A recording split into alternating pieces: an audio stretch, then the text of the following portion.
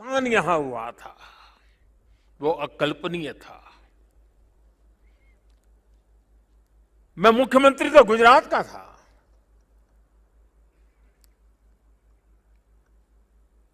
लेकिन मैं अपने आप को रोक नहीं पाया था। मैं यहां दौड़ा चला आया था। मैंने अपनी आंखों से उस तबाही को देखा था, उस दर्द को देखा था। जो लोग यहां आते थे वो सोचते थे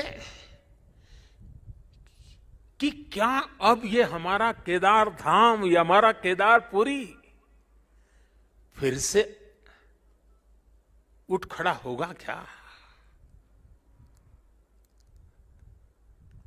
लेकिन मेरे भीतर की आवाज कह रही थी, ये पहले से अधिक आन बान शान के साथ खड़ा होगा।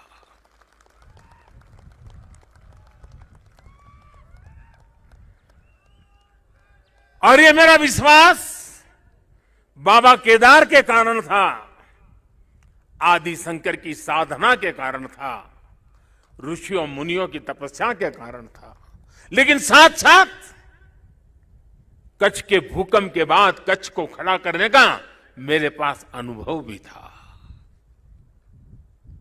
और इसलिए मेरा विश्वास था, और आज वो विश्वास अपनी आंखों से साकार हुआ देखना, इससे बड़ा जीवन का क्या संतोष हो सकता है।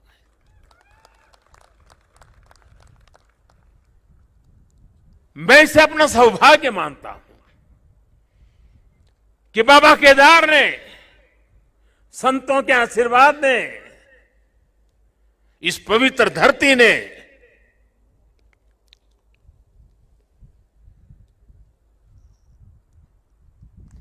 जिस मिट्टी ने, जिसकी हवाओं ने कभी मुझे पाला पोसा था, उसकी सेवा करने का सौभाग्य मिलना, इससे बड़ा जीवन का पुण्य क्या होता है।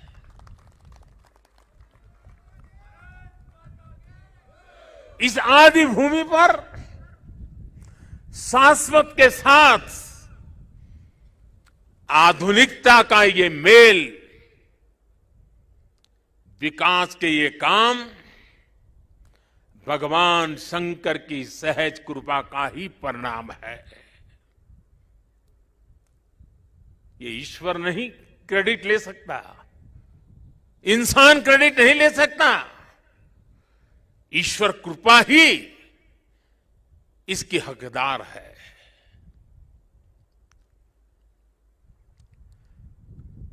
मैं इस पुनीत प्रयासों के लिए उत्तराखंड सरकार का, हमारे ऊर्जावान नौजवान मुख्यमंत्री